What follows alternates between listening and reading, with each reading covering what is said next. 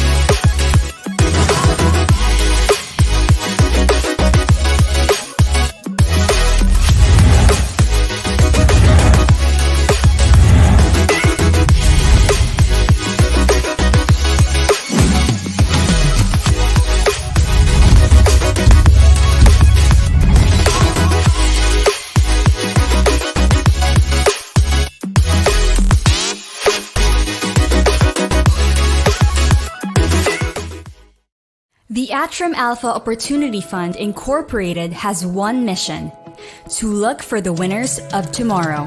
The fund actively finds the fastest-growing Philippine companies with high-quality management and sound business strategies. This growth has often translated to higher stock prices. The fund has a proven track record of selecting companies outside the Philippine Stock Exchange Index that were eventually included in major indices, while most funds in the market stay within the Philippines' top 30 companies. This has led the fund to consistently outperform the market in the long term. Furthermore, the fund invests in long-term drivers of growth that could provide significant gains for investors, such as technological advancement, tourism, infrastructure, and sustainability. Invest in the potential of the best growth stories the Philippines has to offer. Invest in the Atram Alpha Opportunity Fund Incorporated. For more information, visit www.atram.com.ph.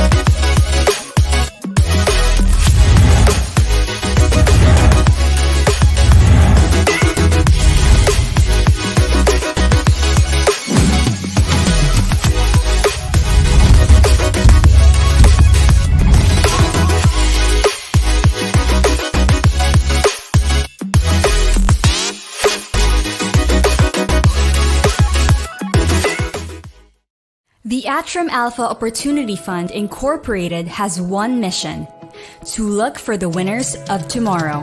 The fund actively finds the fastest growing Philippine companies with high quality management and sound business strategies. This growth has often translated to higher stock prices. The fund has a proven track record of selecting companies outside the Philippine Stock Exchange Index that were eventually included in major indices, while most funds in the market stay within the Philippines' top 30 companies. This has led the fund to consistently outperform the market in the long term.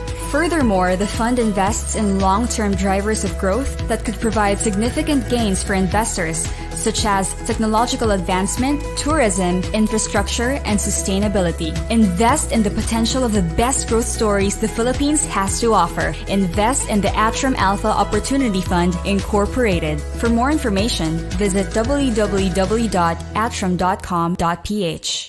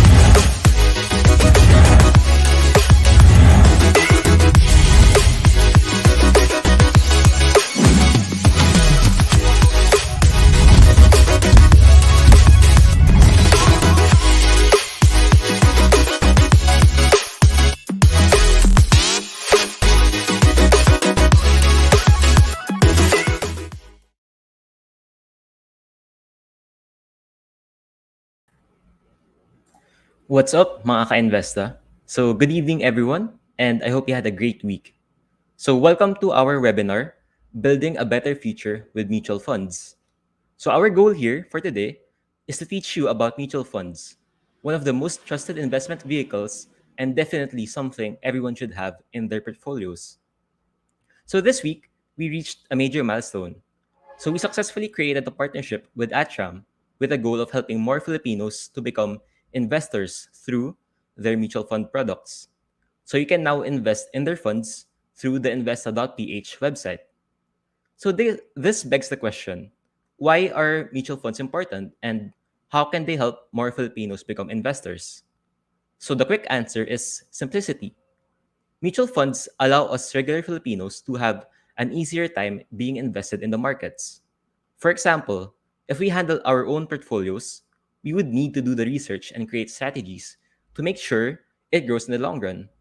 However, since a lot of us are busy, investing isn't always something that we can balance with our jobs and other responsibilities. On the other hand, if we invest in mutual funds instead, the mutual fund manager would do all of the research for us, and with their expertise, they can craft the strategies needed. So, with this, I would like to introduce two speakers from our newest partner, Atram. We will be joined by Carlos and Dionil. So Carlos is a portfolio manager for the Atram equities team. He was previously the portfolio manager for equities in the trust banking group of the second largest local bank in the country and has over 8 years of experience in the fund management industry. He holds two master's degrees. The first is a master's degree in management with the University of Asia and the Pacific, and the second is a master's degree in computational finance with the De La Salle University. So Daniel, on the other hand, has been with the industry for over 6 years, covering various sectors like power, utilities, infrastructure, cement, property, banks, and conglomerates. He graduated with a degree in mathematics from UP Diliman in 2013. So with that, let's give a round of applause to our speakers.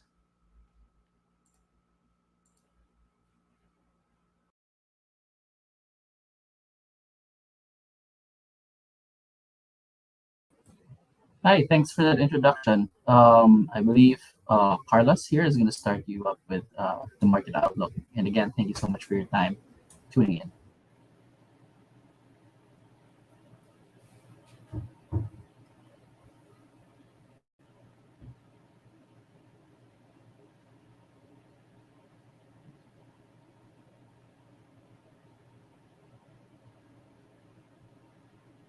Hey everyone, thanks for having us. So I guess without further ado, we can start with the market outlook. I hope you learn a lot of things today. So yeah, I guess we can proceed with the first slide.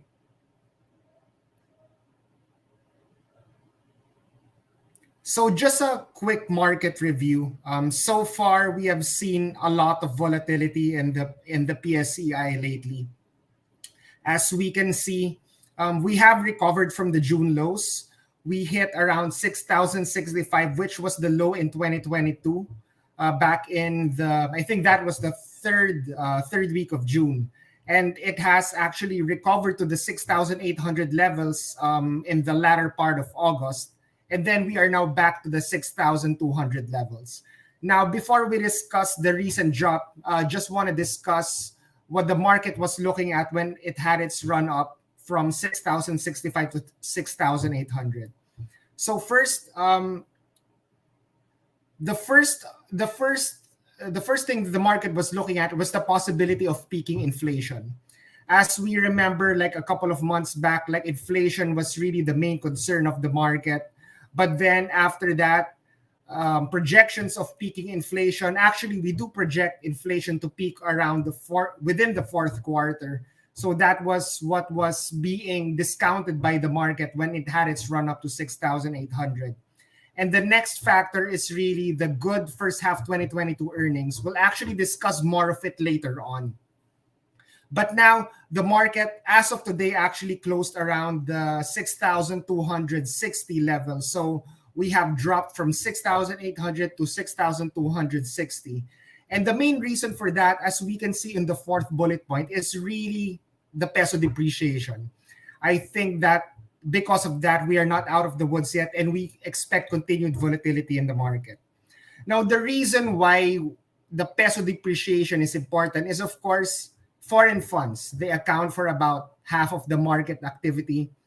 And of course, they invest in pesos. In order to get back their money, they have to convert back to the dollars. So if the peso continues to depreciate, their dollars are actually worth less. So that is why this is considered an FX risk for foreign investors, and that is why they don't like the currency to depreciate. And the peso has been actually one of the worst performing currencies in the region. We are now down 15% year to date. The peso as of today closed at 58.5. That came from 51 pesos to the US dollar back in 2021. Now what we are at 58.50, that's a 15% depreciation already. So that's really a big depreciation, and that really has caused the market to drop from 6,800 now to around the 6,200 levels because of the significant acceleration of the peso depreciation that we have been seeing in just a span of a month and a half. So as long as the peso continues to depreciate, we do expect a lot of market volatility from here. But that doesn't mean that we are lacking opportunities. There are actually a lot of opportunities in the market. These are the kinds of corrections and market drops that we should take advantage of. Next slide, please. So just to give more color, this is the impact of the rising interest rates to the equity market. What we are showing you here, before we go to the chart, I guess let me just explain that. Of course, if we're investing in the equity market, we should be compensated for the added risk. Because if we invest in fixed income securities or government bonds, which are considered risk-free, then, of course, if you invest in a riskier asset class, such as the equity market, we have to be compensated for the added risk. Now, this chart is showing you, the horizontal orange line is showing you that the average spread of the equity market over the 10-year government bond is approximately 1%. It's 1.09% to be exact, but to simplify things, let's just put it at 1%. So that's the average spread of the equity market over the 10-year government bond.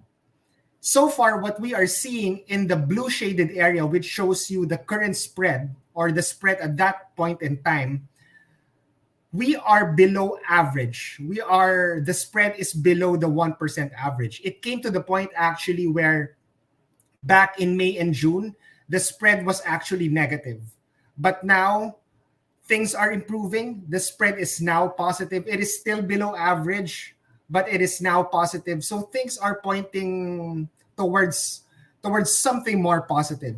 Now, moving forward, what will allow this spread to reach the average spread for the past 10 years? I believe it's really peaking inflation.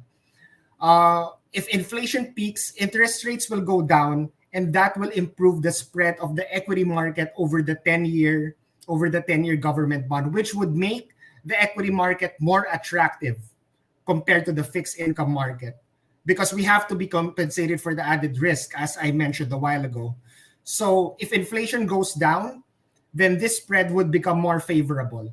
And we do see inflation peaking already within the fourth quarter of 2022. Now, that doesn't mean that inflation will drop dramatically, but the worst will probably over already when inflation peaks.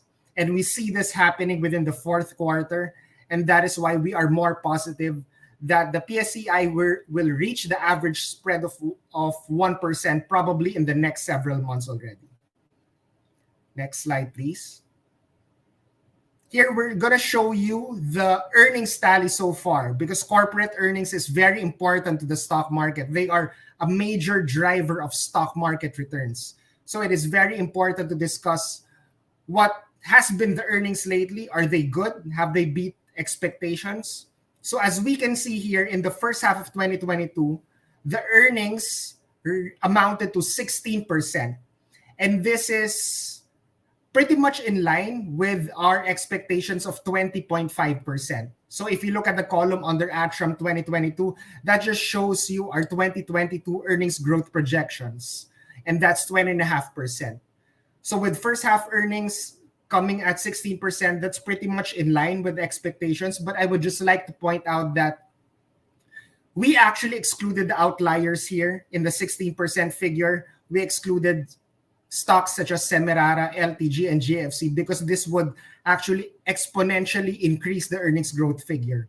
So if we actually include those three stocks, we would see that the earnings results in the first half of 2022 are actually pretty good.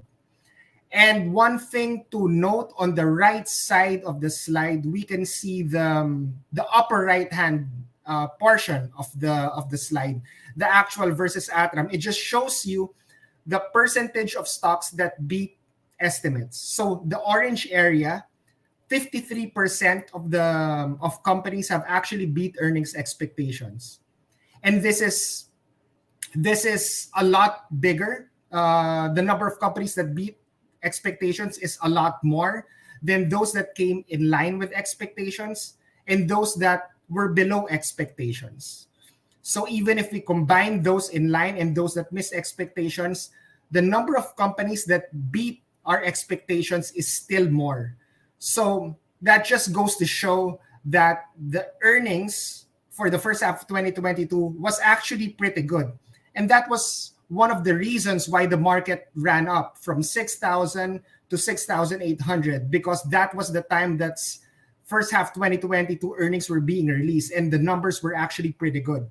And that has helped support the market. And we believe that this is also one of the reasons why we think that the 6,000 technical support will hold, because of better earnings growth. We'll actually get more to our outlook later on. But just to summarize this slide, the earnings in the first half of 2022 were actually pretty good, and it beat our own expectations. Next slide, please. Now we're going to show you our top pick, our top sector pick in the PSEI, and that's the banking sector. On the left side of the slide, we can see there the loan growth of the banking sector. It came in at 12%. If we look at the blue line in the left chart, it came in at 12% as of July. Now, this is a big improvement because there was actually a loan contraction of 5% in the first half of 2021. Now, there is 14 straight months of continuous loan growth improvement. And we can see that it has peaked now at 12%, which is the highest it has been for the past couple of years already. And we expect this to continue as the economy further strengthens, as the economy further recovers from the pandemic. Now, the next reason why we like the banking sector is what we call the net interest margins. The net interest margins are simply the difference between the lending rate of the banks and their cost of funds. Their cost of funds are simply the deposits. So the wider the net interest margins, or the higher the lending rates, the better it is for the banks. Of course, it is worse off for the consumers who are borrowing, but for the banks, it's actually better for the lending rates to go higher. And given that we are in a rising interest rate environment, we are seeing that the lending rates are actually slightly increasing, with their cost of funds being pretty much sticky at this point. You don't see deposit rates going up. It's pretty much sticky, but the lending rates are slowly adjusting higher. So that is why the net interest margins are currently expanding in a rising interest rate environment, which we are currently in right now. So just to give you a sensitivity analysis, for every 25 basis points rate hike by the BSP, this will improve the net interest margins of the banks by around 8 to 15 basis points. And in turn, that will improve bank earnings by an average of 1 to 2%. So as we can see here, net interest margins are very important. And this is the second reason why we like the banking sector. Now, the third reason why we like the banking sector is improving asset quality. Now, for the asset quality, we're simply referring to the bad loans. And bad loans, or what we call the non-performing loans, that's the technical term. It reached a height of above 3% during the height of the pandemic. Now it's a little over 2%. So we can see that the asset quality, or the bad loans, are continuously improving on that front because the economy is reopening. The economy is improving, as we can see in the GDP numbers for the past couple of quarters. So we also see that banks have to set aside less money for bad loans simply because corporations, the economy, generally consumer sentiment, everything is improving on the economic front for the past several quarters. And that is why we are seeing improving asset quality in the banking sector. So that is the third reason why we like the banking sector. So just to summarize, first, it's loan growth. The second is expanding net interest margins. And the third one is what we are seeing, the improving asset quality in the sector. Next slide, please. So just to give you our outlook for 2022 and 2023. Again, 2022 has been very volatile. I'm sure you have all seen the volatility and are probably disappointed in the performance of the market. But we believe that as we enter the fourth quarter, things will start to improve, especially with good second quarter earnings, or good first half 2022 earnings, and the better corporate guidance that we have seen from the listed companies in their second quarter earnings briefings. This was much better than the rhetoric that they gave during their first quarter investor briefing. So we're seeing some improvement already in terms of corporate guidance in their investors briefings a couple of months ago. And the next is, again, the expectations of peaking inflation. Inflation is expected to peak within the fourth quarter, and that will be good for the market, because the important thing here is for the worst to be over. It may stay elevated for the rest of 2022, inflation. But as can be seen by the BSP, they're projecting a 5.6% average inflation for 2022. So that simply means that inflation will remain elevated throughout the year. But the important thing is for the worst to be over. And we believe that the worst will be over, or we can say that inflation will peak already within the fourth quarter. And that would be an opportunity for investors to come in, because that could be the time when investor sentiment may shift from being bearish to probably be more cautiously optimistic in the market once inflation already peaks. So that is the reason why, while we don't think that we will reach levels like 7,800, 8,000 for 2022, we'll probably, from a technical standpoint, we can see 7,000, 7,200. Of course, those are not spectacular returns, but we see a much better fourth quarter, especially compared to the second and third quarter that we saw this year, where the market was really volatile and there were really a lot of corrections in the market. Now, for 2023, we see a much better year compared to 2022. And that's on the back of sustained earnings recovery from the full year effect of mobility easing. Because as we know, 2023 will be the first year since the pandemic began that we will have a fully reopened economy for one full year. Because in 2022, the economy was fully reopened back in March, when quarantine restrictions were decreased from alert level 2 to alert level 1. But in 2023, we will be in alert level 1 for the full year, or the economy will be fully reopened for a full year. So that is why we believe that there will be a sustained earnings recovery in 2023. And the next reason will be the slowing down of inflation and currency pressures. So let's take inflation first. For 2022, the BSP is projecting an average of 5.6% inflation. And for 2023, they are projecting a 4.1% average inflation for 2023. Now, that is a big improvement. Now, that is still beyond the 2 to 4% range that the BSP is comfortable with, but that is still a significant improvement from the 5.6% average inflation that we're going to see for 2022. So slowing down of inflationary pressures is definitely will be a boost to the sentiment of the market. Now, the next one will be the peso. Again, this is one of the biggest factors why the PSEI has declined. So it's important to take a look at what will happen to the peso in 2023, because that will most likely determine the performance of the market in 2023.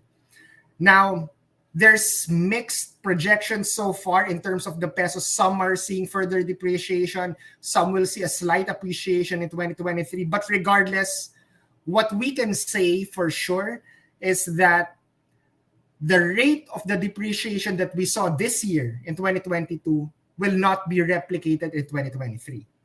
So far, the peso has depreciated 15% already year to date. We won't see another 15% depreciation in 2023. We could see another 5% depreciation, but that's very far from the 15% depreciation that we saw this year.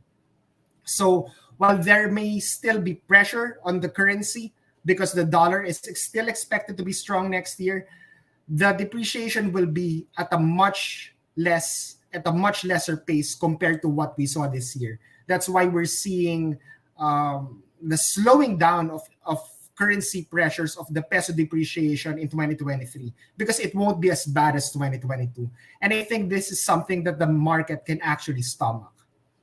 And the third reason is the slow pickup in borrowing rates. Now, the main reason for that is there's really a lot of liquidity in the market.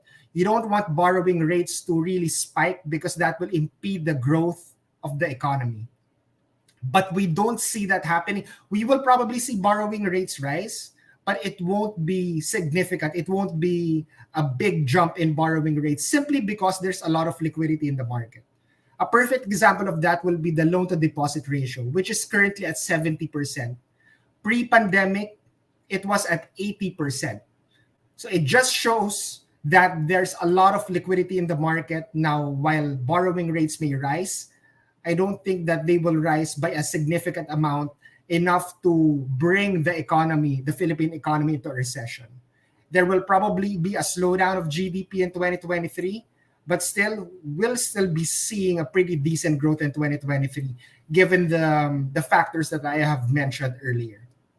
So just to sum it up, 2022, a volatile year. Definitely, it's not a good market for us, because we are down currently 12% year to date, the PSCI. But I guess the important thing to look at is we are seeing a much better 2023, given the sustained earnings recovery, the slowing down of inflationary and currency pressures, and the slow pickup in borrowing rates. So we really think that these corrections, these big corrections, are actually opportunities for us to enter the stock market as we look forward to a much better 2023. That would actually end it for my portion of the presentation. Thank you very much for listening. I'll now pass you on to Elle to discuss the Alpha Opportunity Fund. Hi, hello, good evening. Thank you so much for that discussion, Carlos, for the market outlook. And again, thank you for those who are tuning in. I know it's very tiring. It's the end of the week. We all just want to relax, kick back, and enjoy the weekend.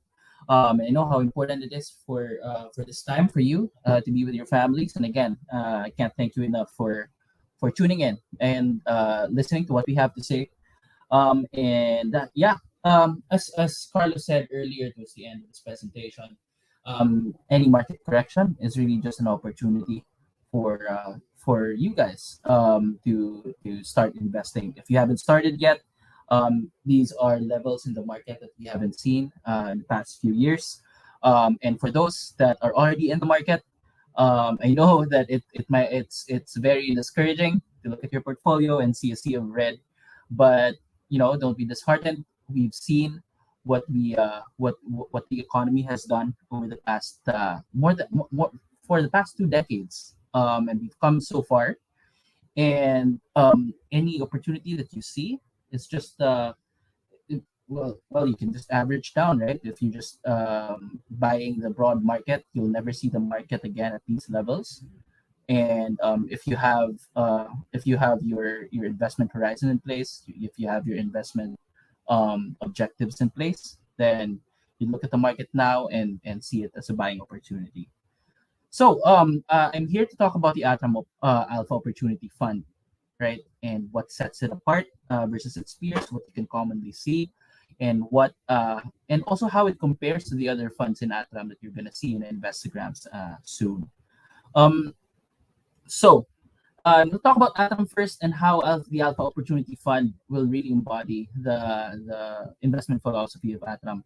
Atram is an independent asset manager with over $3 billion in assets under management, and most of that is in equities. So from that alone, compared to the other asset managers that you see, who are mostly in bonds, Atram is about 80% in equities. So, and we are active managers, right? A lot of our the mutual funds that we offer have very clear objectives and are actively managed, right?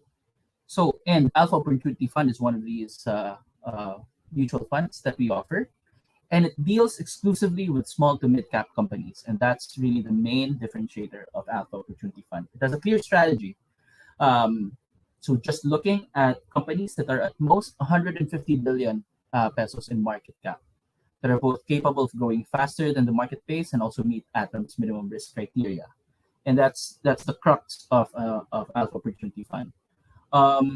It has a proven track record. Over the past 5 years, you'll see later on that the fund has beaten both the broad market and the MSCI Small Cap Index. That's its benchmark. and all of the PH equity funds. Because of this, the Alpha Opportunity Fund has been consistently sought after by retail clients. The idea of a diversified equity portfolio is both appealing and necessary, especially in today's market environment, right? That's very volatile.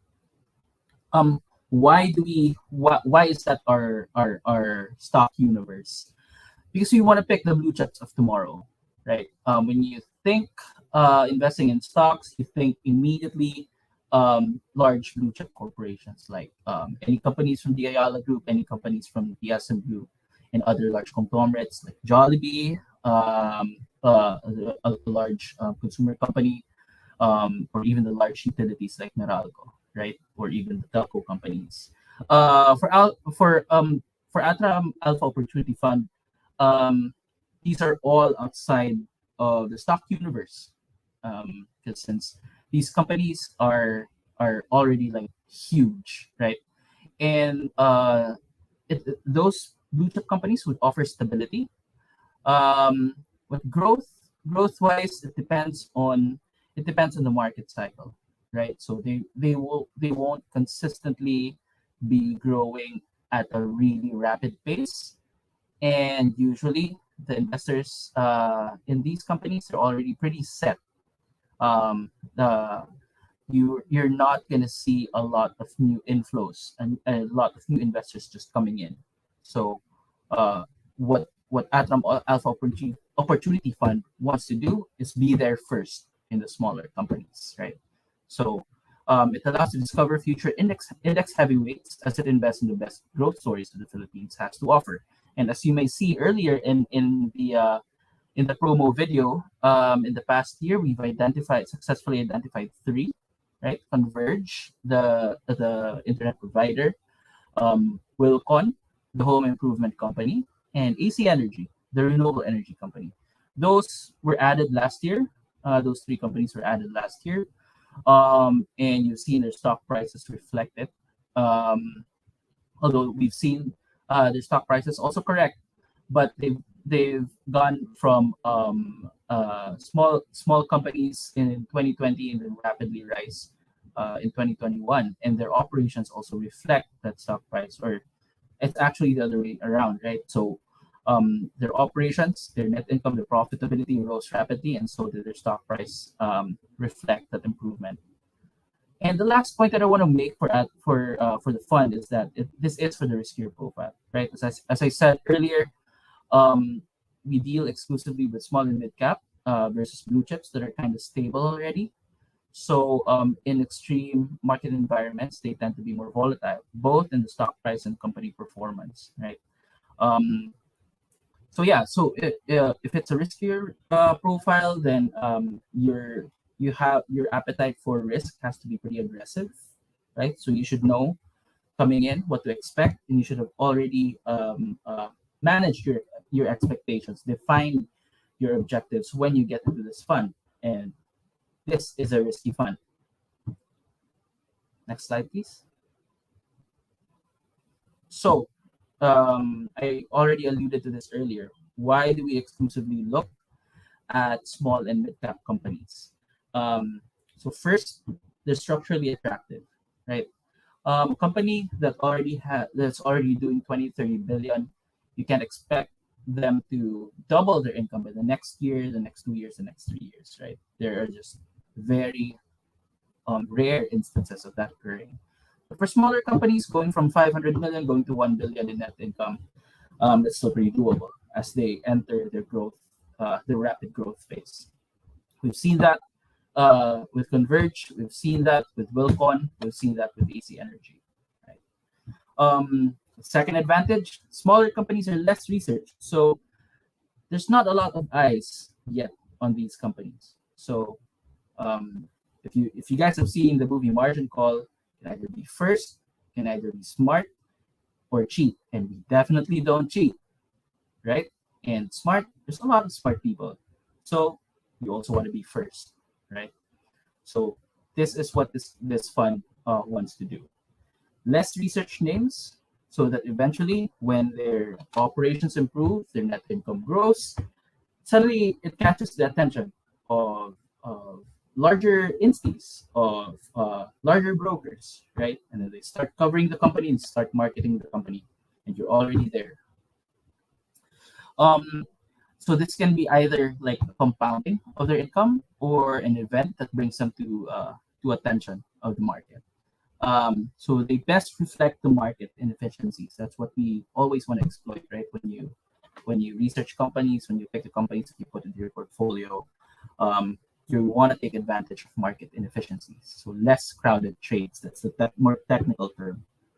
Uh, Third point, quality small caps that often get re-rated. So something that's very common in the Philippines is that companies start as family owned, and then they usually transition, professionalize as they get bigger, right?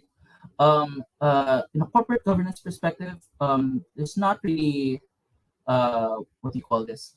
Being family owned is not necessarily bad, but foreign investors want a professionalized company. What does that mean? What does being professionalized mean? There's a lot of independent managers and directors that would have a say that would have a say in how the company is run and how the company is managed, right? And this often reflects um, in the rating of the company. May it be in a PE multiple wise, in a price to book multiple wise, that companies are more willing to pay for more when they judge that the company is being managed better, right? So that's what we want to capture also. Again, the fourth point just connects to the first one, allows exposure to growth stocks. And then fifth, small and mid cap indices have historically performed better than large caps because again, we then go back to growth, right? It's always a growth profile that we want to capture. So the chart that you see on the right is just a reflection of where the stock universe is for the Atram Alpha Opportunity Fund. Next slide, please. We are long-term investors, right? Even though that's the strategy and it tends to be nimble. So in a 5-year basis, it did outperform both the PSA and the benchmark, the MSCI small cap, right? And even if it's in the red because it's the market environment has been pretty bad since the pandemic, right? It still performed better than the broad market indices. Next slide, please. Also in a 3-year performance, so this basically encompasses the pandemic period. It also performed better than those two indices that we're looking at. So despite it being being involved in riskier companies, more volatile companies, it still performed pretty well compared to major indices. Next slide, please. So, how do we then manage the risk? I've emphasized enough that this fund is for those that have an aggressive risk appetite, right? But we can't just because we've made that disclosure doesn't mean that we can just like invest away in any small company that we see, right? So how do we then manage that risk? So we anchor it in a consistent investment process, and this is not just exclusive to this fund. This is something that is uniform across all Atram funds, right? And this is Atram's investment philosophy. Again, I said earlier before we started that Atram is an active manager, and we are very based on fundamentals, right? So first, we have a dedicated internal equities research team. We cover 10 sectors and going on more than 300 company visits per year, right? And this is just even during the pandemic, we've tried, even though we don't really have like physical visits, we've tried to talk to companies as often as we can, right? The second is an investment process. It's rooted in deep fundamental research, allowing us to identify fastest growing companies, future blue chips, and deep value opportunities. So this is also the third point is something that that's also a misconception about the fund. That just because we're looking at the high growth companies, we're not looking at deep value also. So some companies that would also that could be out of favor in certain business cycles could trade at very deep value and we take advantage of that, right? Um, and fundamental research is very, very important. As I mentioned earlier, the small and mid-cap companies, they still tend to be in the professionalizing stage of their management and the ownership, right? So it's very important that you get to talk to the owners, you get to talk to their managers consistently, just so you don't get blindsided by any potential corporate governance issues that you'd be thrown your way. There also be any social and environmental issues, right? With ESG, it's part of our fundamental research. So we're not just looking at prices, we're not just looking at financials, but we're also looking at the management and their ESG. And that connects me to the third point. That management is embedded in the process to identify red flags and avoid future disasters. So the first component is through research. The second is through the sizing in the portfolio. And number four is really the experience that's in the team. The investment process and portfolio management is guided by more than 50 years of combined experience in Philippine equities. As during our introduction earlier, Carlos is about 8 years. I have close to 7 years worth of experience, and we also have other really experienced members in our team. Next slide, please. So, what is the current portfolio strategy, right? We've talked about the characteristics and the main strategy of the fund. How is it positioned now? So, first, let me explain how to read the chart on the left. Alpha opportunity sector exposure. And you should look at, for the bars, you should look at the left axis. And then the tilt, which is essentially how much how much more do we have versus the benchmark? And the axis corresponding to that would be on the right. So Carlos mentioned earlier that one of our top sector picks is the banking sector, and that is also reflected in alpha opportunity, right? And then Carlos mentioned that the reopening is still fully in play. That 2023 is the first full year that we're going to experience a reopened economy, right? This year we are fairly reopened, but we started in March, and the ramp up was slow until the second half. So 2023 will be our first fully reopened economy. So gaming / tourism is also one of our highest exposure sector wise. What do you call this? And then towards the right is our least exposure would be the conglomerates and the power utilities. But look at how we're tilted against our benchmarks, right? For banking, we are just under 12.5% tilted versus our benchmark. So that shows our relative conviction on the sector. So banking, gaming, tourism, infra / industrials, and we start having being neutral when it comes to consumer discretionaries. We are negative on property / REITs. Although if you look at the tilts relative to the benchmark, we have a smaller exposure to property compared to our benchmark, but it is still over 10% sector-wise in our portfolio, right? That's how you read this chart. And then for the last three sectors, consumer staples, power utilities, and then conglomerates. So we prioritize being nimble by having relatively elevated cash levels. And why do we prioritize being nimble? Simply because, again, as I said, these names, these stocks, and the fund itself tend to be more volatile because it's small and mid cap, right?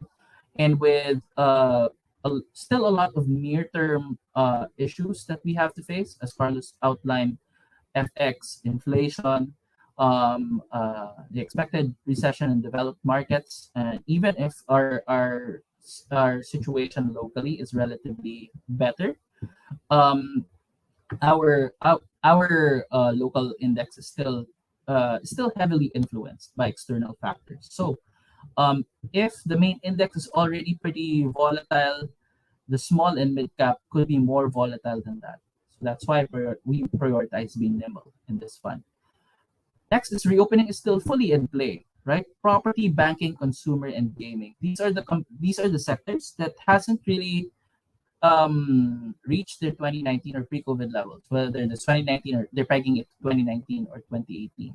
But for example, property, the mall developers are still they only started collecting the rest of their lease towards the second half of this year, and their leases for the first half of this year was still discounted. So in terms of revenue, that's still they're still gonna grow by 2023. For banking, as Carlos mentioned earlier, loan growth and the expansion of the net interest margin, because that's the core revenue driver of banks. Consumer, both staples and discretionary, especially discretionary, right?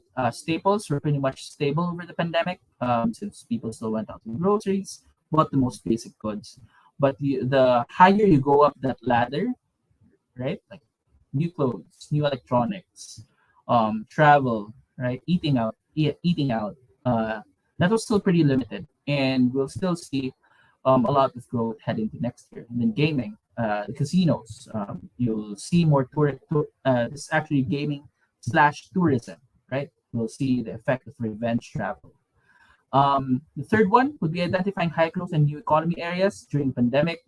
Um, we saw a lot of new businesses sprout out and some consumer habits that are stickier, right? I think that most of the listeners would be more keen to use online payments now, cashless or more cashless, right? So that's the advent of fintech, of digital banks, right? We've also become more conscious about um, energy sources. So we want renewable energy. We want sustainability in all the things that we consume, right? And then logistics, the e-commerce, the growth of e-commerce. Although it's still small relative to the total retail spending, e-commerce is here to stay, right? It's not like they all just went back to their holes once people started going out, right? There are habits that were formed over the past 2 to 3 years that would be harder to revert to pre-pandemic habits.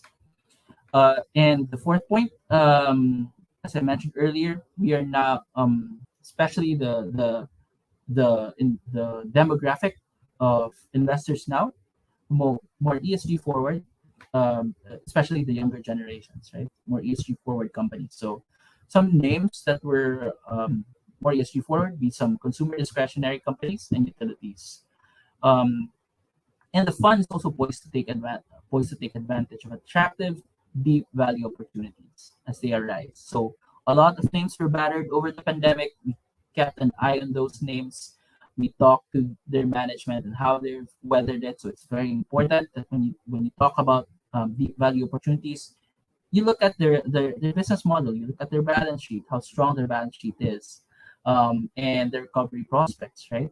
And then the sixth item here is building defensiveness into the portfolio also. So we are still in the middle of very volatile times, right? So we are incorporating some defensiveness into the portfolio through power, energy companies, and utilities. Next slide, please.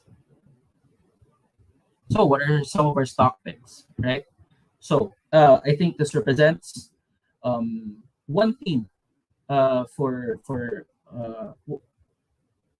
I mentioned earlier. So first, Bloomberry, the reopening beneficiary. We expect them to be back to their 2019 EBITDA levels by 2023, right? So as you all know, tourism has been pretty much limited. And so these gaming companies also had to weather that storm and had to wait for borders to reopen. The thing with Bloomberry is that just jumping to the third point here, it is the biggest mass segment player. So even though we're not really getting a lot of foreign visitors yet, they were already churning a lot of revenues from their domestic market, right? So, and then back to the second point here is that crises tend to weed out those that are weakly positioned. And if a company is run well, they can strengthen their position within their space during the pandemic. And that's exactly what Blueberry has done over the past 2 to 3 years, right?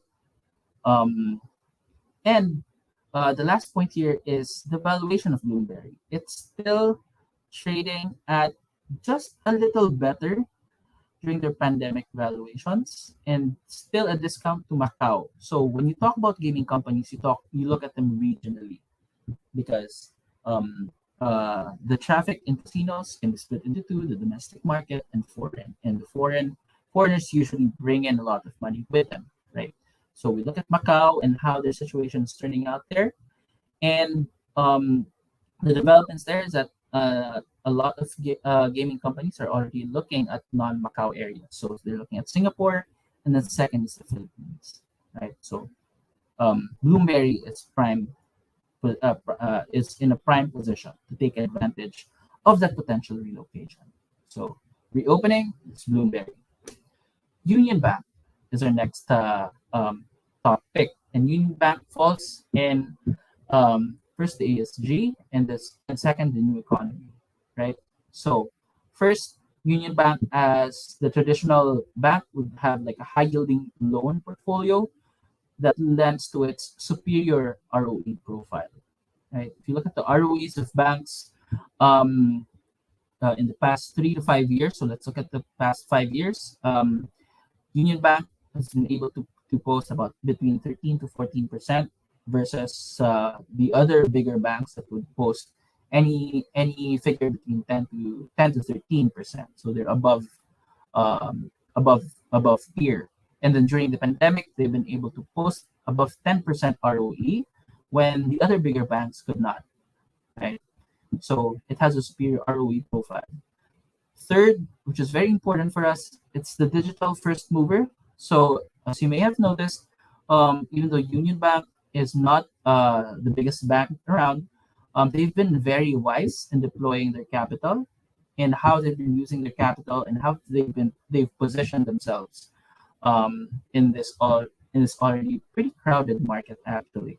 So you may have seen that like the large branches in Makati, that's yeah, it may seem empty, but because a lot of their processes can be done fully digital, right? So they started this process in 2016, um, and transforming the bank also from largely trading to have a large core banking function, right? And with that, they've gone fully digital, and hasn't really opened up a lot of branches since, and just been transforming their branches into what they call ARC, right? Where you can do a lot of their of other banking functions digitally. And the fourth point here is that you may have heard that they've bought out the Philippine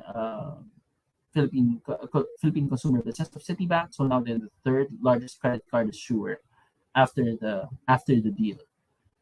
And then for the fifth point here is that they also have industry high capital buffers. So we're still not totally out of the woods, as Carlos mentioned. So it's still very important that banks still maintain their high capital buffers, just in case some loans turn sour and they have to set aside provisions for those bad loans again, right? We're seeing asset quality numbers improve, but we're still not totally out of the woods. Those asset quality numbers are still not entirely back to pre-COVID levels. So that's Union Bank. Union Bank is also our eighth highest SDG scoring name. If you refer to our SDG fund, right? That's one of the top scorers there. And it's also one of the top positions there. And then lastly, GT Capital. And this may not seem like blue chip, but it's actually a deep. This may seem like a blue chip, but it's actually trading at very deep value relative to how it traded before. and what it gives access to at its current prices. So it gives access to Metrobank, which it owns 36% of, the second largest bank, and Toyota Motors Philippines, most importantly, 51% owned with a dominant 52% market share in auto. GT Capital is trading at 50% discount to net asset value. So when you add up its assets, right, it's still trading cheaper than that. And then if you mark to market the prices of Metrobank, right, and MPI and all its listed assets, and then you list down the value of its other non-listed assets, it's still trading very deep values compared to that. So, and I for in our sense, Toyota Motors Philippines is the dominant auto brand in the country. 52% market share. The next biggest player is just 16%. Before the pandemic started, the Toyota had a market share of about 45%, and they just grew. And just like Bloomberry, just like what I said in Bloomberry, um, uh, the crisis would beat out the weaker players and strengthen those that would have the capacity to.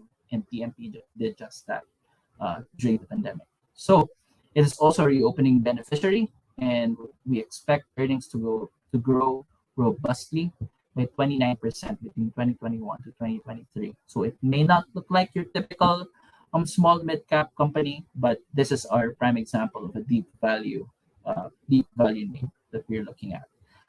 Something to take note of with GT Capital is that um, it is also sensitive to interest rates and FX, right? Since they're importing cars, and that also explains why it's trading at deep value, why it's still very battered. But it's the price right now is more than pricing in those concerns, right? So it is then up to the outlook whether or not we're still going to depreciate, as Carlos mentioned. Are we really going to depreciate? That is the peso going to depreciate 15% more moving forward. If the answer is no, if it's much less than that, then we are already accessing GT capital at bargain levels. So I think the key takeaways here, we've talked about our stock picks. The key takeaways here is that our this fund is would have a riskier profile than the usual, but we were to access, if we were to look for companies that could really leapfrog, position themselves well in the recovery of the economy, this is the fund to do so, right? And just know that when you're coming in, this is a fund that deals exclusively with small and mid cap companies. So expect more volatility relative to your usual mutual fund, right? Like the other mutual funds that would deal exclusively also with large cap. All right, I think that's the end of my presentation. Again, thank you so much for tuning in. We're now open for your questions.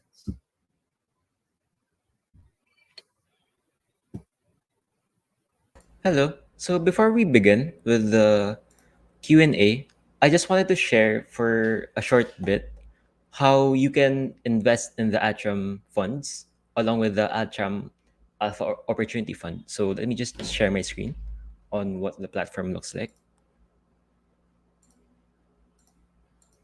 So, all right. So can you see the screen? Okay. So basically, with the Investa.ph platform, you can invest hassle-free in your fund of choice. So as was mentioned in this webinar, so you can invest in all of Atram's funds. All you have to do is search them up. So you can just search whichever fund you want to invest in, and then here you can find all of their information along with the prospectus and the fund fact sheets of each mutual fund. So investing in these funds is as easy as opening your account, funding your account, and then buying these funds, given that you have the right amount for the minimum initial amounts for each fund. And so with that, let's open the Q&A session. So there were some questions that were given in the comments. So the first one is from Chris Race.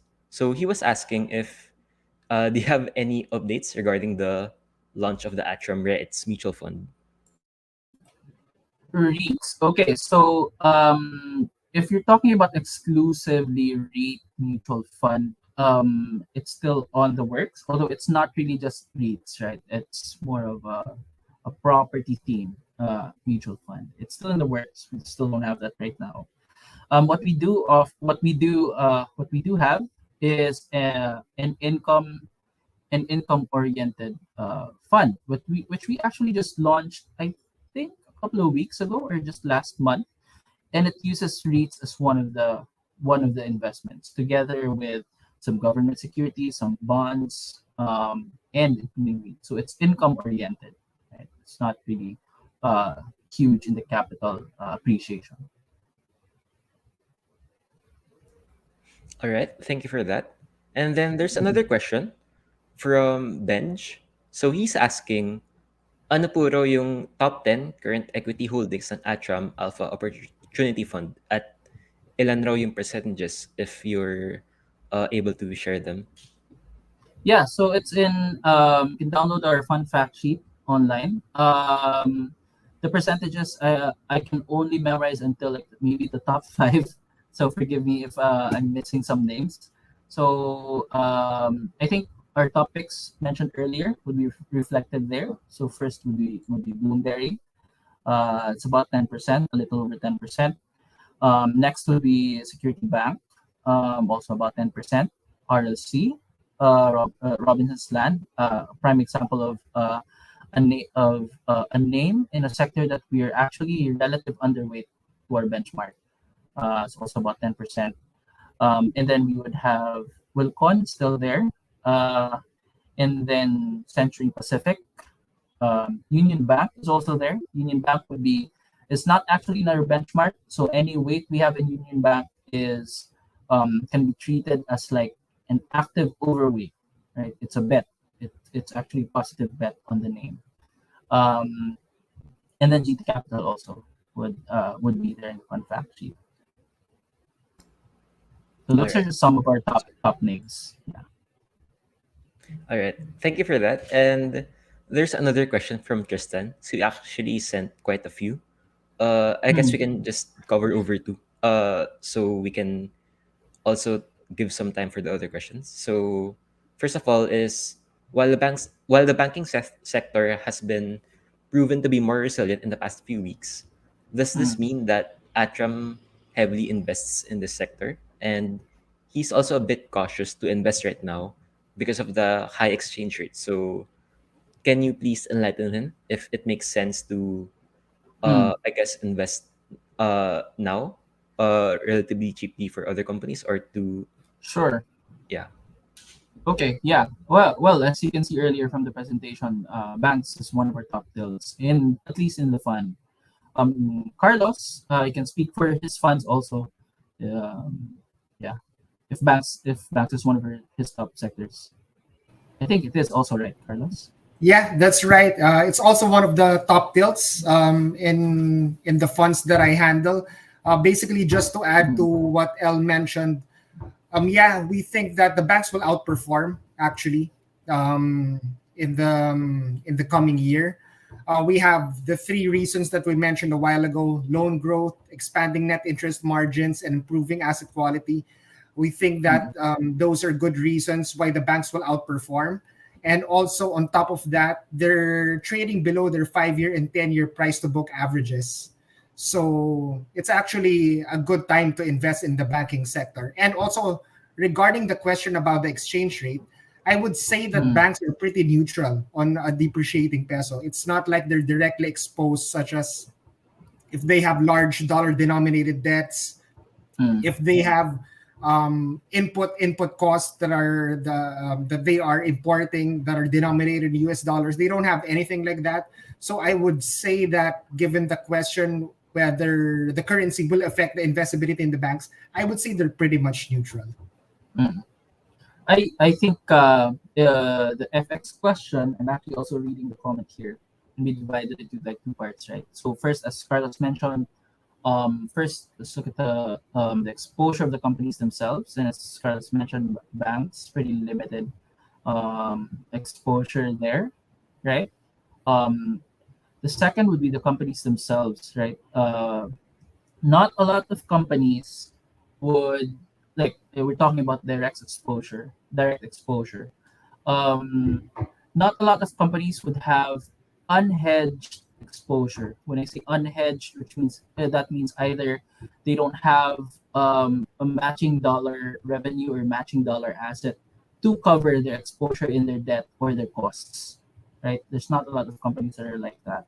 But the indirect effect of uh, the peso depreciating would really more on the cost of goods, right? So we've seen the companies try to weather that volatility over the past semester or so by either raising their prices or securing supplies for their raw materials, right, to be able to produce their goods. The companies at least that we've talked to are already would have a are in firmer footing currently versus um, post 1Q during the onset of the war. Um, but they're still not able to say if we're totally out of the woods yet, which is something that you can say broadly, right? But I think what the question is also alluding to is in terms of the flows, right? Something, and this is what something that Carlos mentioned already earlier, that once foreign investors invest in the Philippines, they convert to local currency. Hence, the depreciation is already the first hurdle. Without even talking about the stock price performance itself, the depreciation of the peso against the dollar is already their first hurdle in investing, right? So if you're just a new foreign investor now looking at the Philippines, your question should be: is the peso going to depreciate further? Right? Is it going to depreciate another 15%? Right? Um, Another 15% is unlikely, right? But further depreciation is likely also, right? So question is it 5%? Is it 10%? Is it 15%? Right? So that's the first hurdle of foreign investors.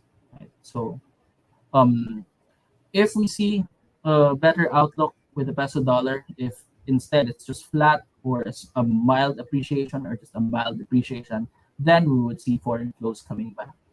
Then the first part of the question, is it safe to invest?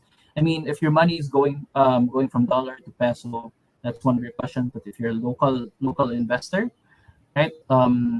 It I think one of the core what you call this core mindset in investment in investing is it's really hard to time the market, especially your timing FX, right? So when you come in the market, just come in and have a fixed schedule and dollar peso average when you buy. All right. Thank you for that. And there's another question from Casey. So regarding the fees, hindi ba raw lugi with all the fees na nagko-compound in the long term? Yeah, so the fees, that's one of our hurdles also. So what do you call this? I think we're at about 2%, 200 bips. So that's something that's the portfolio manager's hurdle also, that the returns should also be able to cover the fees so that it's still a net benefit for the investors. Yeah, just to add also, the performance of the fund will actually more than make up for those fees. So you don't have to worry about that. All right. Thank you for that. And I guess let's have two last questions. So the second to the last question is from James Alcantara. So he's asking, what fund do you recommend for a 30-year-old family man like me who is a conservative type of investor and wants to hold funds in 5 to 10 years' time? Carlos, I'm gonna let you answer that for being a 30-year-old family man also. Well, if the operative word there is conservative, right? So it's probably hard to recommend an equity product if he considers himself conservative, because the equity asset class is by in itself it's an aggressive asset class. Like if you are conservative, you would probably want to go to more conservative products such as a balanced fund or a fixed income fund.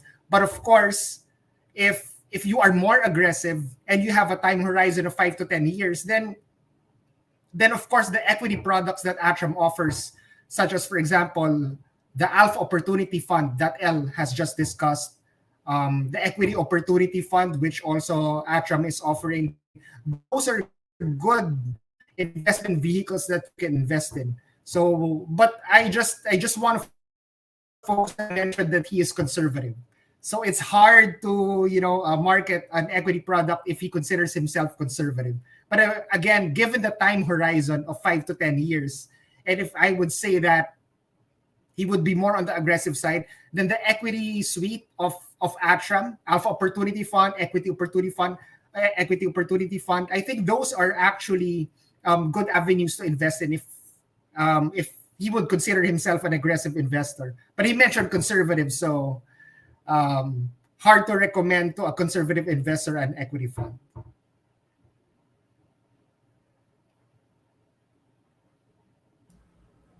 All right. Thank you for that answer. And for the last question, from Gretchen. So she says that I note that we have a buy rating for GT Cap. However, GT Cap is mentioned to be a candidate for MSCI index deletion. So in this regard, is it only good to buy after the rebalancing? There are a couple of uh, factors you need to follow to keep in mind when you're looking at rebalancing, right? First is on the announcement. So this can get bear with me. It can get pretty technical, right? First is on the announcement, the confirmation that GDCAP will be deleted from the MSCI index. And again, um, just to let everyone know, the MSCI index that is commonly quoted, that's the main index. So that's a large plus mid cap index, right? And that puts the companies in that index in the radar of foreign investors. When you get deleted from that, it's not like you were deleted from the stock universe of MSCI. It just gets demoted into the MSCI small cap, my benchmark, the Alpha Opportunities benchmark. So it's still in the radar. Not a lot of funds follow the small cap index, but it's still in the radar, right? So that's first clarification there. And so like in the announcement, there will be reaction to that in the deletion, and that's when all the active managers try to manage that announcement. And then the second would be on the effectivity, right? Usually the effectivity is towards the end of the month. And that's when all the fund flows, passive flows happen. All the funds that just passively follow the MSCI index would rebalance and delete GT capital in there. So there are two sort of like what do you call this openings if you want to buy into GT cap. Now, having said that, again, um, what do you call this? Ang dami mong kalaban dito. A lot of people would have this knowledge would be thinking the same things, right? So again, we go back to what I said earlier. One of the hardest things to do is to time the market, right? So my advice, yeah, you have those two windows of opportunity to buy GT Capital, but you want to manage your risk, you want to manage your cost, just dollar pass average, buy consistently across a period of time.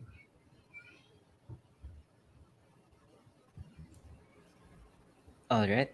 Thank you for that. That was really insightful. And so that ends the Q&A. So with that, do you have any last words for our viewers to the stream?